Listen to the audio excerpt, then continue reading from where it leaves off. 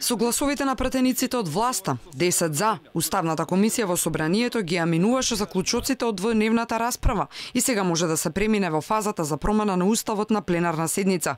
7 на пратеници на опозицијата од комисијата гласаа против. 2 дена расправата течеше со неотстапување од позициите. Опозицијата дека процесот мора да запре, дека немаат мандат за промена на уставното име, дека договорот е штета на целиот процес, вклучително и референдумот, неуставен. Власта пак не гледа друга солуција, освен преспанскиот договор. За ни ваква шанса од Грција нема да сме добиеле никогаш повторно. Кој глас на народот, на кој народ се повикувате и кој глас посилно се слуша?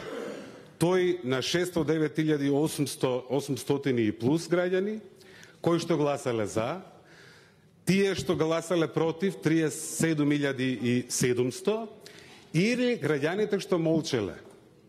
Како ќе го чуеме гласот на граѓаните што молчеле? Не излегле 1.200.000 гласачи. Округло, малку помалку. Зашто зборуваме?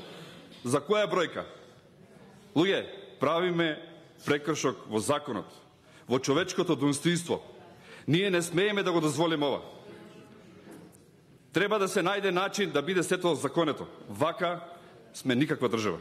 Во еден момент од расправата Заев рече дека најмалку 25 пратеници на опозицијата се свесни и мора да поднесат одговорност, но брзо беше демантиран од пратеникот Стеван Анџија.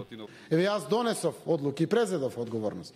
Јас сум спремен да живеам вака или онака со таа одговорност. Благодарам. Но лидерите и политичарите, граѓаните ги бират да носат одлуки и во нивно име. Заради тоа што граѓаните секогаш не се до крај подготвени или не сакат да ги носат одлуките. Затоа бират парламент. Благодарам. Затоа бират премиери, министри и слично. Треба да донесеме одлуки. Вие презедовте индивидуална одговорност со вашите советници да правите нешто што немате ветено. На новите избори секој од нас и сите нови пратеници ќе имаат одговорност за тоа што тоа го ветиле. И тоа е добар термин.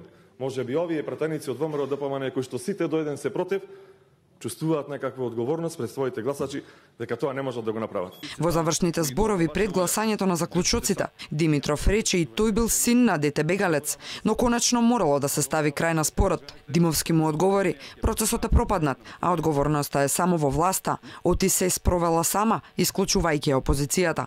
Викендот е клучен за ВМРО ДПМН. Партијата одлучува дали и како ќе одигра за уставните измени на пленарната седница. Од тоа зависи епилогот на преспанскиот договор.